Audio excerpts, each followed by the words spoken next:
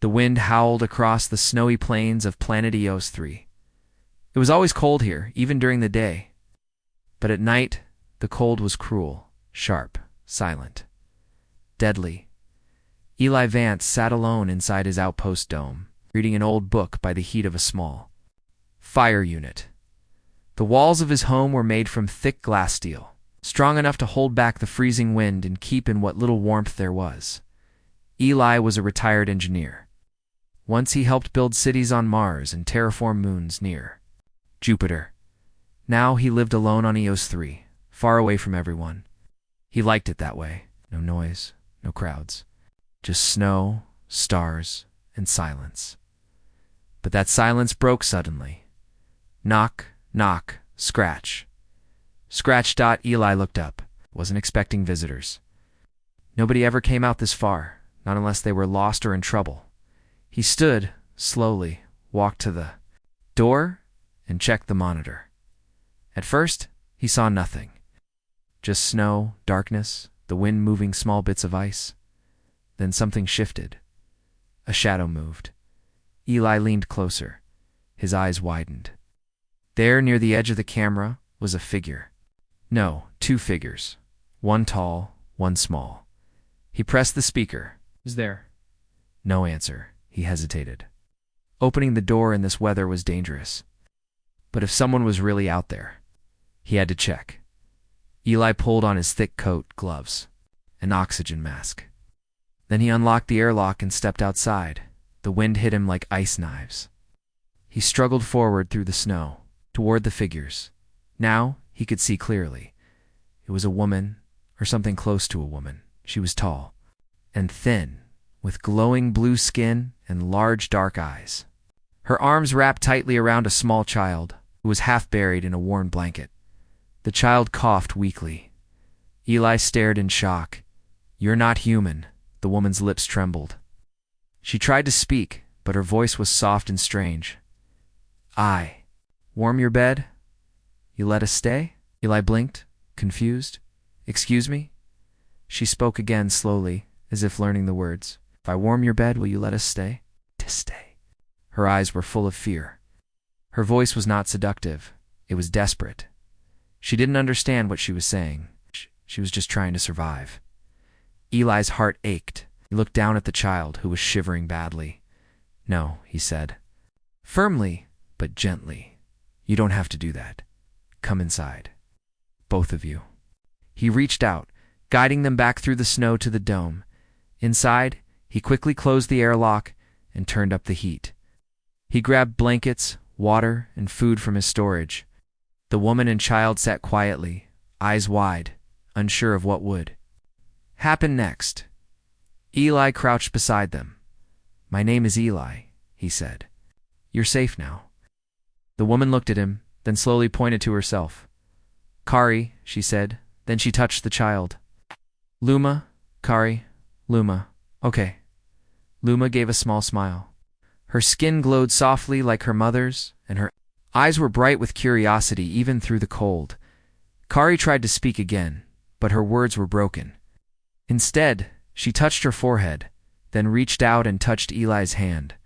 He felt something, a soft wave of emotion, fear, hunger, loneliness, hope.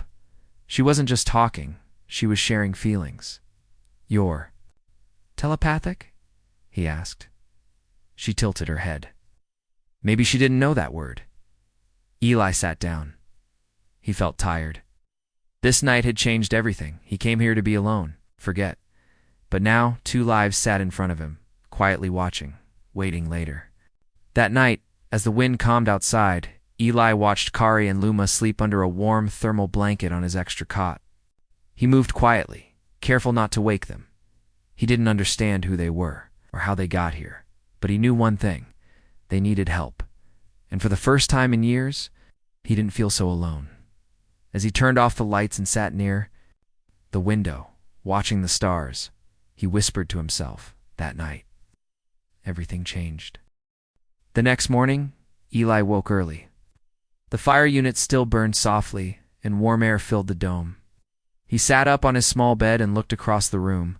Kari and Luma were still sleeping on the extra cot. Luma was curled up, her little arms holding her mother's side. Kari's skin glowed faintly in the dim light, soft blue, like a night lamp. She looked peaceful, but even in sleep her face showed worry. Eli stood quietly, not wanting to wake them. He made some warm broth, using a protein packet and purified water. The smell spread through the dome. Slowly, Kari's eyes opened.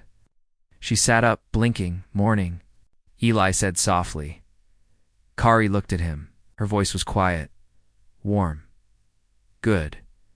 He handed her a cup of the broth. She sipped carefully, then gave a small nod. Thank you, Eli. Luma woke next. She saw the food and sat up quickly, hungry. Eli handed her a smaller cup. She smiled brightly. That small smile warmed Eli's heart more than the fire unit ever could. He sat with them at the small table. I want to understand you, he said. Where are you from? What happened? Kari looked at him. She touched her forehead again, then reached out and gently touched Eli's wrist. This time, the feelings were deeper. Not just emotion, but images. He saw blurry pictures in his mind. A world full of glowing trees and floating rivers. Tall, peaceful people like Kari walking through light-filled cities. Then fire, explosions, screams, a group of her people in dark armor, soldiers chasing others, and Kari running. Always running, holding Luma. Eli pulled back, blinking. So your people attacked each other. Kaira nodded. Slowly, fighters took power. Peace ones flee, hide, many die. Eli felt a chill, not from the cold, but from the sadness in her voice. You're the last? He asked. Kari didn't answer. Her silence said enough. Over the next few days, Kari and Luma began to help around the dome. Kari learned to understand Eli's basic English. She wasn't fast, but she listened well. She fixed the hydro pump. When it broke, she cleaned the solar panels without being asked. Luma followed Eli around, asking about every tool, every machine. Why? She would say, pointing. Eli would answer slowly, showing her with simple words. She was quick, smart, curious. In the evenings, they all sat near the fire unit. Eli read from his old books, and Luma listened with wide eyes. Kari watched, silent, but calm. She seemed to enjoy the quiet moments the most. For the first time in years, Eli felt not alone. One evening while Luma was asleep, Kari sat beside Eli and spoke. You miss someone, she said.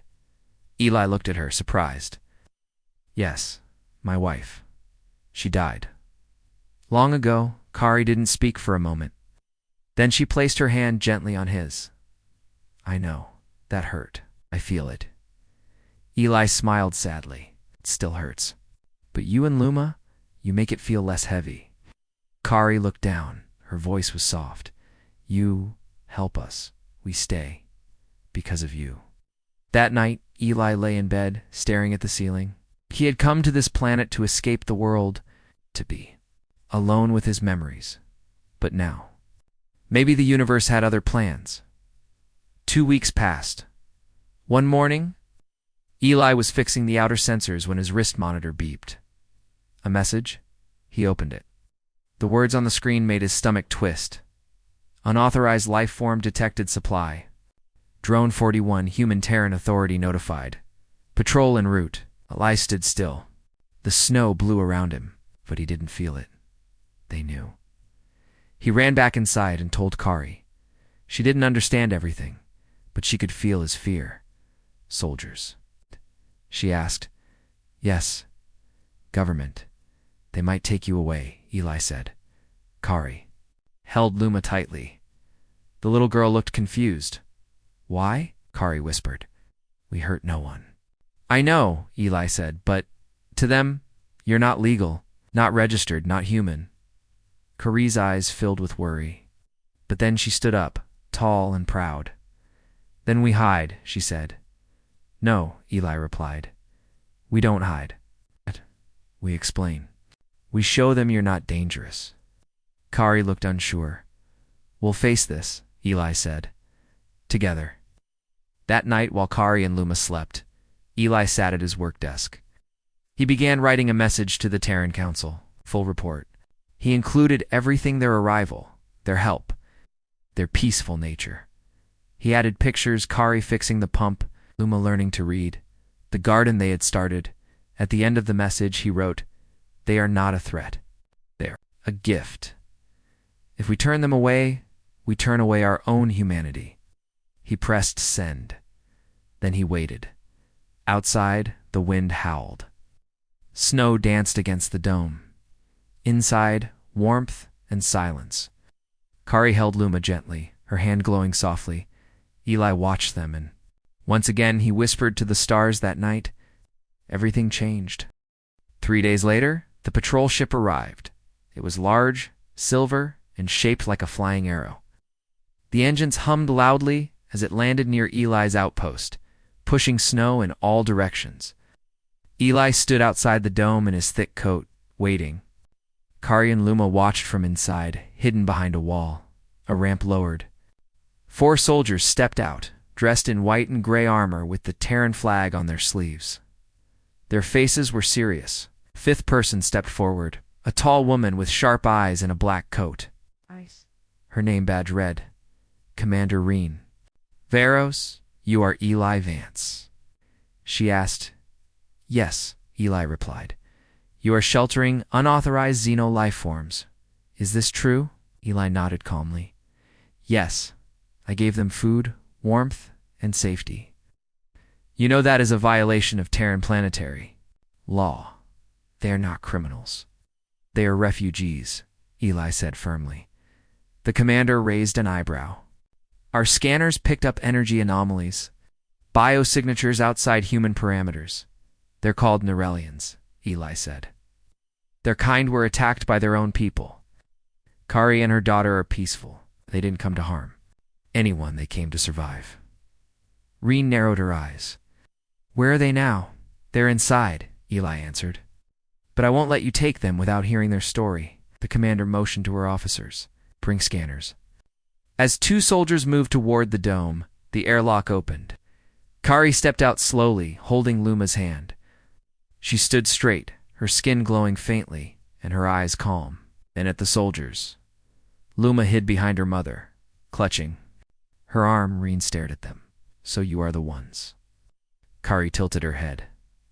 "We mean no harm. We only want peace." Reen raised a scanner. "We'll need to check for threats. Viruses, bioweapons." "She's not a weapon," Eli snapped. "She's a mother." Luma stepped forward slightly and looked up at the commander. Her small voice broke the silence. "Please, don't take Mama." Reen paused. Her hand lowered just a little. Other soldiers looked unsure. "She's just a child," Eli said softly. "They've lost everything, and yet they've hurt no one."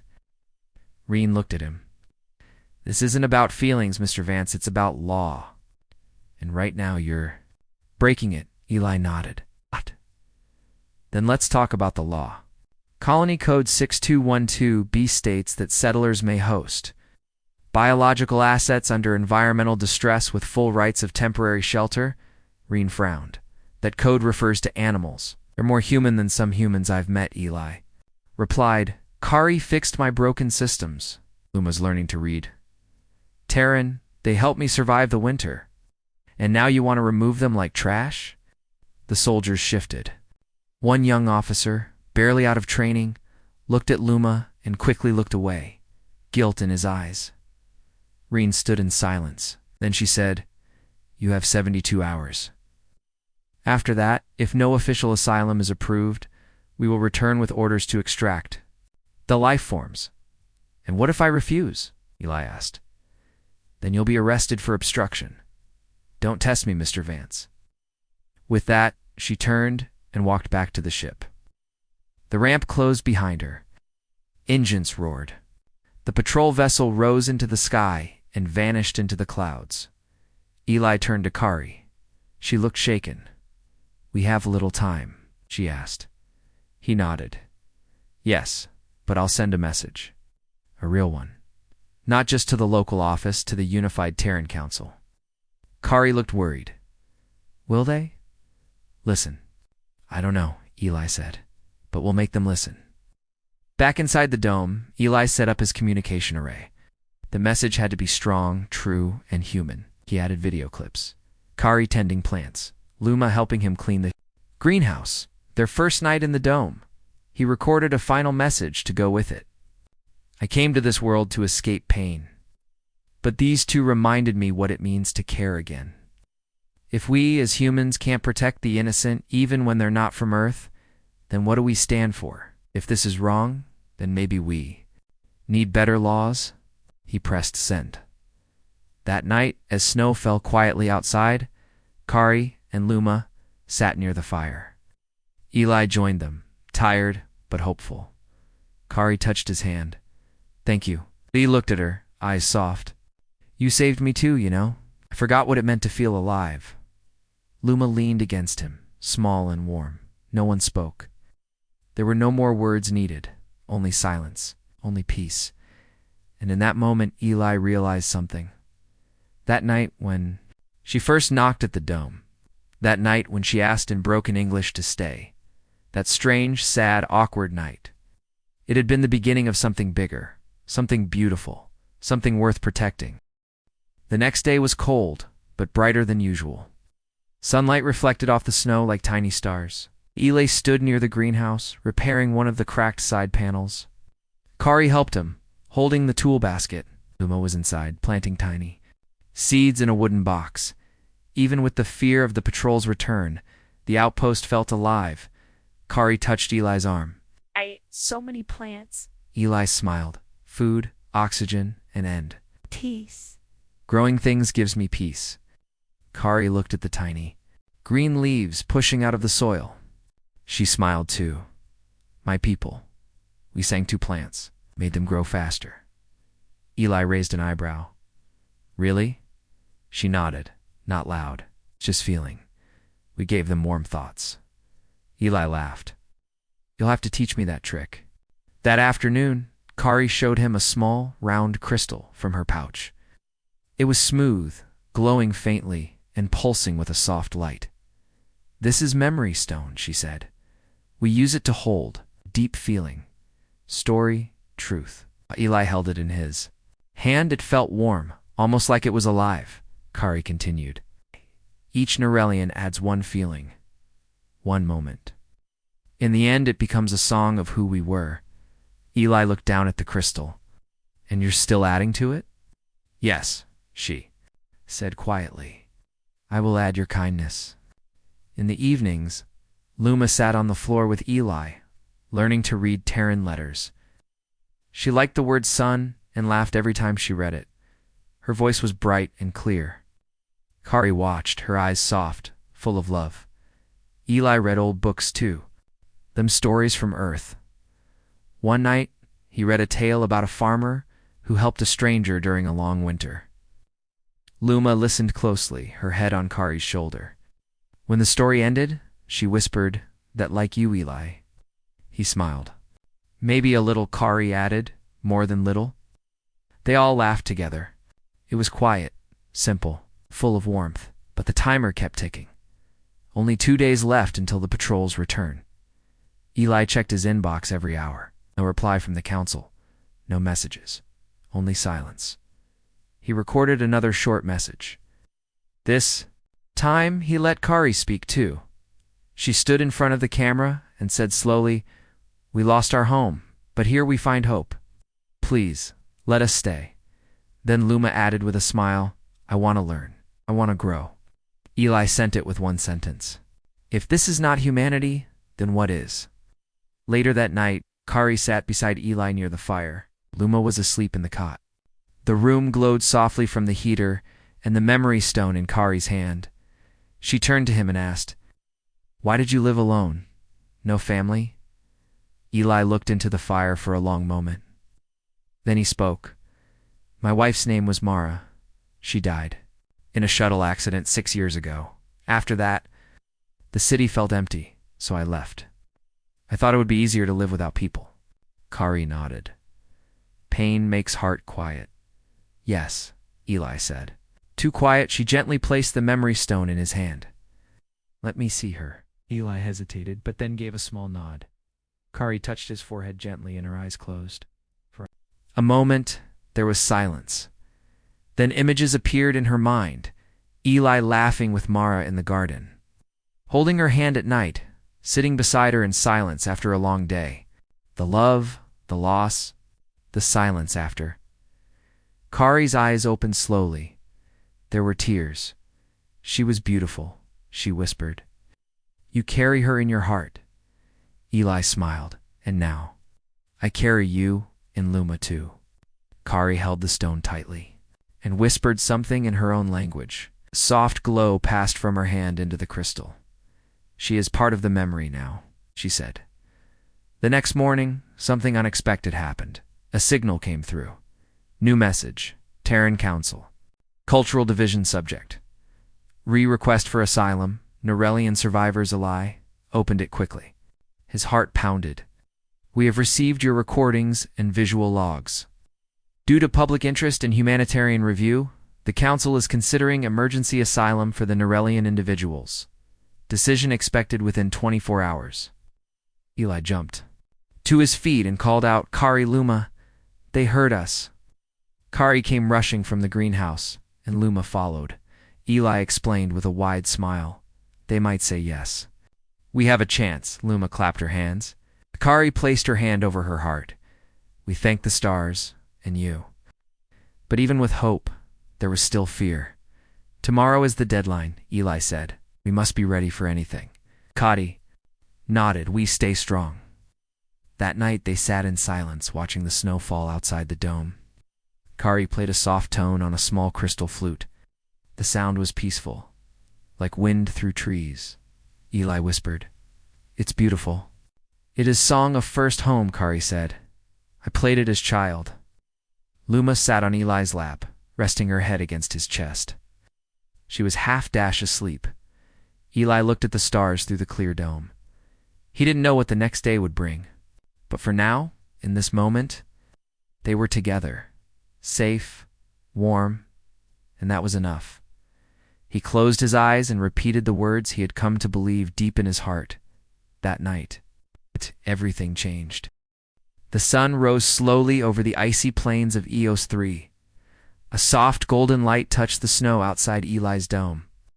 Inside, warmth filled the small living space, but Eli's heart was full of worry.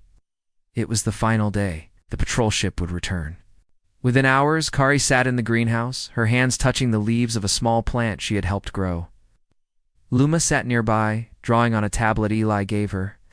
She was drawing Eli, Kari, and herself standing under a tree, with stars above them. Eli looked out the window at the sky, waiting. Then the signal came. New message. Unified Terran Council, emergency. Decision subject, asylum status. Norellian refugees ally took a deep breath and opened the message. After full review of submitted data, emotional logs, environmental records, and cultural exchanges, the Council has reached a unanimous decision.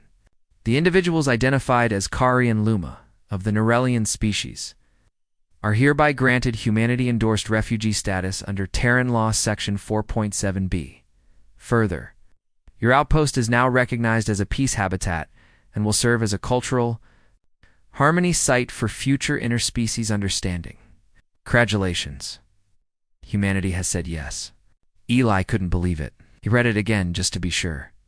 Then he ran to the greenhouse, smiling. Kari? They said yes. Kari looked up quickly. What? Yes. You and Luma. You're safe now. You can stay.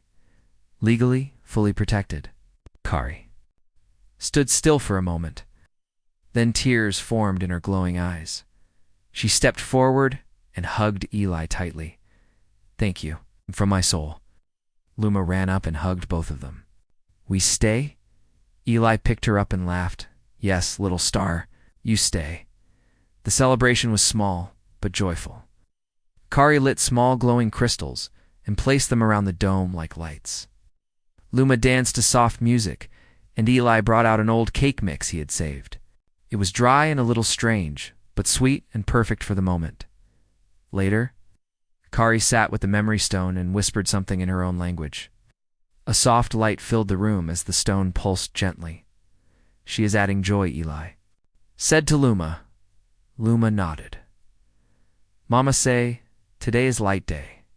Eli looked around at the plants, the drawings, the soft sounds of peace, and he agreed.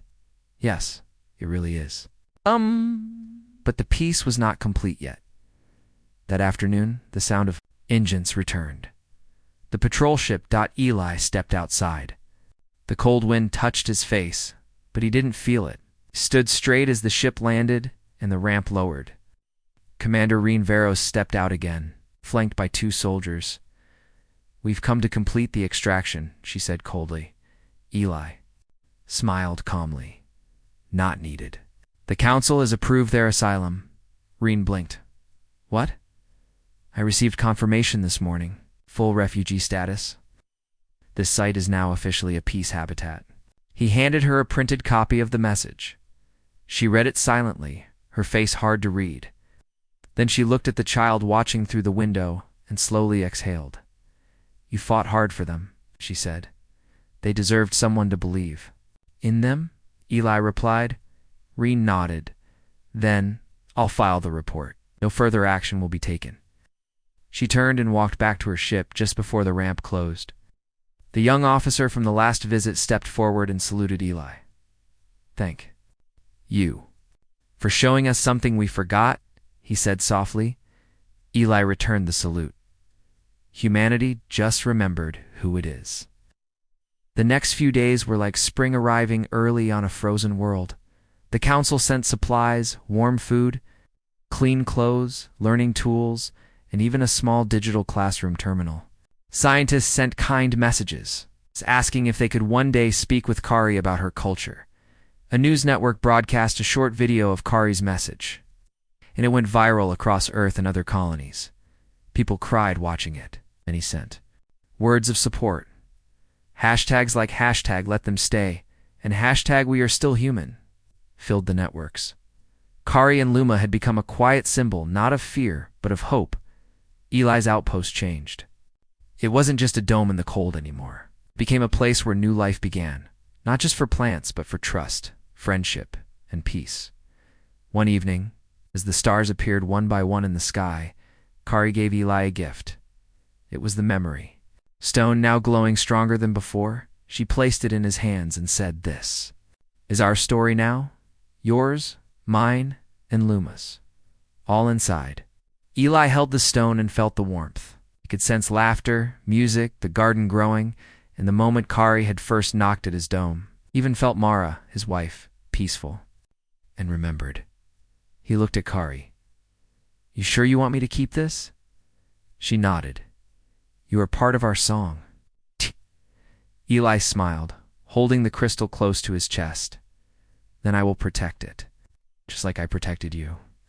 That night, the dome was quiet. The fire burned low. Luma was asleep, holding her small drawing pad. Now filled with smiling faces and stars, Eli sat near the window. Looking up, the sky was wide, endless, silent, but inside the dome, there was warmth, life, and love. He whispered softly, just as he had many times before. That night, everything changed. Spring came slowly to Eos 3, but it came. The snow outside Eli's dome started to melt. Small green patches appeared between the stones.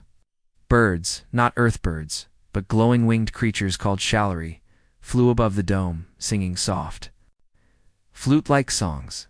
Inside the greenhouse, everything was growing. Tomatoes, bright leaf, herbs, a tall blue plant, Kari, called Numaroot, which could be used for tea or healing. The garden was alive, not just with plants, but with laughter, music, and stories. Kari now wore a warm robe gifted by the council's cultural program. Her smile was calm, and her eyes were bright again. Luma had a new set of books in Terran Basic and had started speaking in full sentences. "Eli," she said proudly, "one morning, I can spell hope. AHOP. Eli clapped for her. That's perfect. Hope is the best word in the galaxy, Kari. Agreed. Hope kept us alive. Weeks passed, and more messages came in from Earth and nearby colonies. A small team of cultural officers requested to visit, not for control but for learning. Kari agreed to meet them once the garden was ready and Luma felt safe. The council also sent Eli an official message. Your outpost is now recognized as the Human Norellian Friendship Base, the first of its kind. You are hereby invited to represent the colony in the next interplanetary peace meeting. Eli chuckled when he read it. Me a speaker. Kari placed her hand on his. You spoke for us when we had no voice. Now, you speak for many. One evening, after dinner, Luma sat outside on a small bench looking at the stars. Kari joined her, wrapping a warm blanket around them both. Eli watched from the window, smiling. He remembered how afraid they had been when they first arrived, cold, lost, alone. Now they were part of this world, part of his world. He stepped outside and joined them. Luma leaned her head on his shoulder. Tell us a story, Eli thought for a moment, then said, Once, on a cold night, a man heard a knock at his door. Outside was a mother and her daughter, both freezing, both afraid. Luma smiled. That sounds like us. It is you, Eli said. And that night, everything changed. The next day, something very special happened. A group of Norellian survivors was found by a council patrol near the southern mountains of Eos-3. There were 6 adults and 3 children tired, thin but alive. Kari cried when she saw the report, my people still live. Council asked if the survivors could come to the dome for recovery and cultural guidance. Kari immediately said yes. When they arrived, Eli welcomed them one by one. Kari greeted each with soft words. In her language, Luma helped give them food and blankets. That night, Kari brought out the memory stone. She held it high and it glowed brighter than ever. The survivors gasped. One of the older ones, a man with silver skin, placed his hand over his heart and bowed. I placed the stone in the middle of the room. This holds all we are, all we feel. It holds Eli's kindness, my daughter's laughter, and now your return. One by one, the new Norellians added their memories to the crystal. A warm light filled the dome, gentle, steady, like the heartbeat of a family reunited. Eli stood back, letting them have their moment. But Kari came over and took his hand. You are part of this too, she said. He nodded, eyes full of emotion. Together, they added one more feeling to the memory. Stone. Home. In the following days, word of the Human Norellian peace site spread far and wide. People across space sent gifts, messages, offers to help. One teacher from Mars sent Kari a message. I'd like to learn your songs. A poet from Earth wrote a short line that became famous. She warmed his world, not his bed, and in return, he gave her forever. That line appeared on signs, paintings, and even on the cover of a children's book called Luma's Garden. Luma loved it. I'm in a book. She laughed. Eli ruffled her hair. The whole galaxy is reading about you now. Time passed. The dome became more than a shelter. It became a symbol. People visited not just to study the Norellians, but to learn how kindness had built a bridge between species. Eli gave quiet tours, telling the story from the beginning. He never made himself the hero. He always said Kari knocked. I just opened the door. On the anniversary of their first night together, Kari surprised Eli with a gift. It was a wooden carving, simple but beautiful. It showed 3 figures standing under a dome, with a tree growing in the middle and stars above. Made from fallen greenhouse wood, Kari said. It is our story. Eli held the carving close. It's perfect. She looked at him and said softly, that night I asked, if I warm your bed, will you let us stay? I didn't understand your language, but now I do. Eli looked into her eyes. You didn't warm my bed, Kari. You warmed my heart. That was more than enough. That night, under a sky full of stars, With laughter inside the dome and the garden glowing with gentle lights, Eli sat by the window. He had no regrets. He was no longer alone. And as the memory stone pulsed with light beside him, he said it one final time, with peace in his voice and love in his heart.